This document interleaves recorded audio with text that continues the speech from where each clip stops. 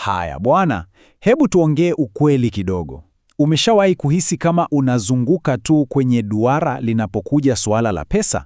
Yaani, unapambana, lakini bado haufiki popote?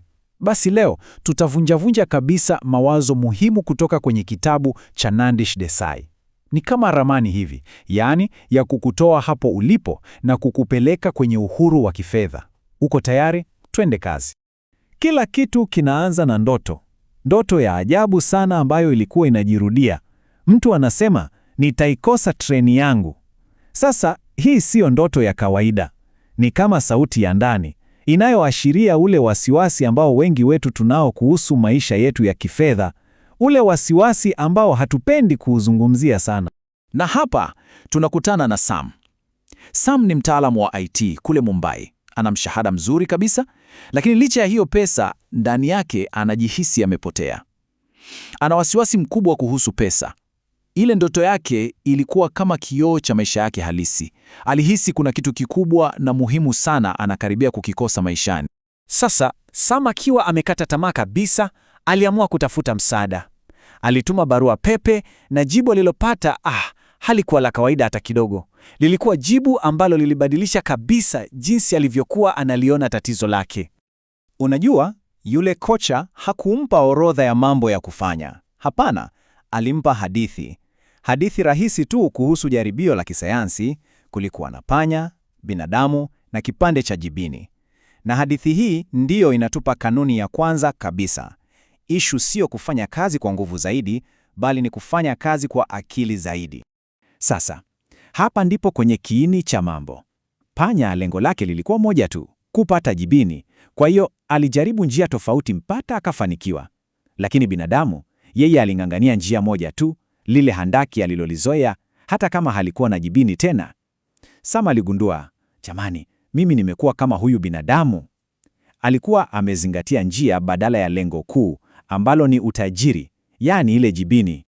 Okay, baada ya kuelewa hilo, tunaingia kwenye hatua ya kwanza kabisa ya kile kinachoitwa mchezo wa pesa wa siku 90. Na hapa tunakutana na kanuni ya pili. Ni lazima ukabiliane na ule uongo na visingizio unavyojiambia kuhusu pesa.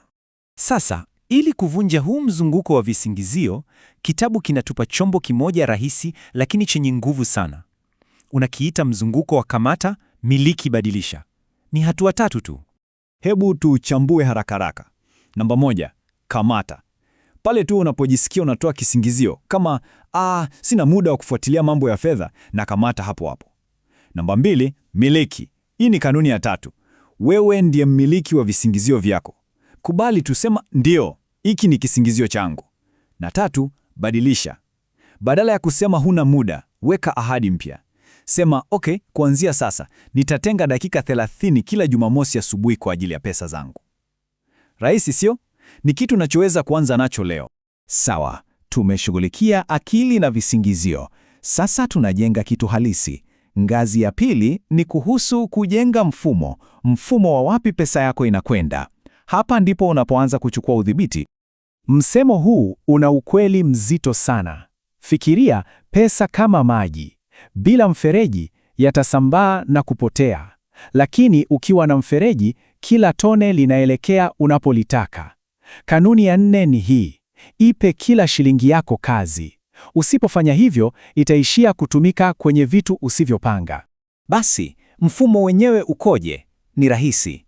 Siri ni kuigawa pesa yako kabla hujaanza kuitumia. Yaani, kwa kila shilingi 100 unayoipata, badala ya kusubiri mwisho wa mwezi uone imebaki shilingi ngapi, wewe unaipangia matumizi tangu mwanzo kabisa. Na huu ndio mgawanyo unaopendekezwa. 40% na kwenda kwenye matumizi ya kila siku, chakula, kodi, nauli.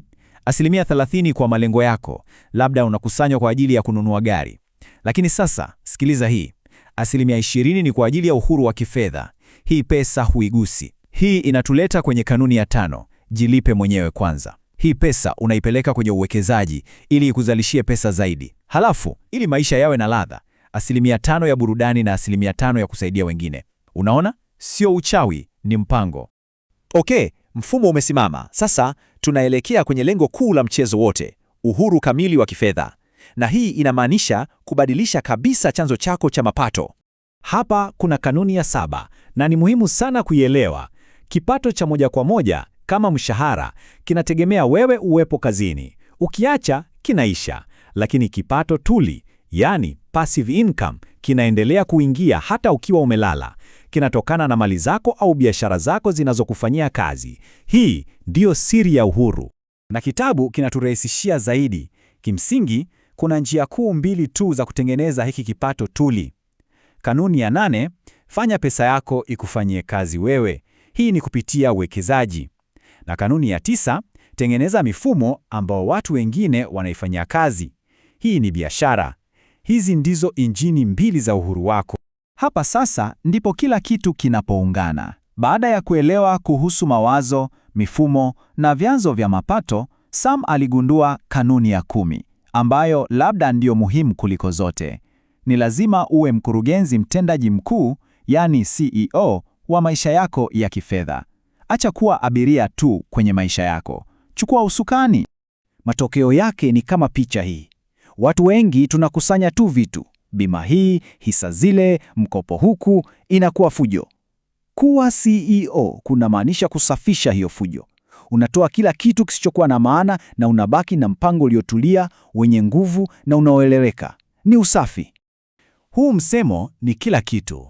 Unapojiona kama CEO, unaacha kusubiri mambo ya kutokee. Unaanza kujiuliza maswali ya kimkakati. Hii inatuleta kwenye kanuni ya 11 na ya mwisho kabisa. Zingatia jambo moja muhimu zaidi la kufanya sasa hivi. Wewe ndiye unayoiongoza kampuni yako ambayo ni maisha yako. Na ndiyo, tunamalizia na swali hili. Sio swali langu, ni swali lako. Baada ya kusikia haya yote kutoka kwa Sam na mchezo wake wa pesa, swali sio tena nifanye nini, bali hatua yangu ya kwanza sasa hivi ni ipi? Mchezo wako unaanza rasmi leo.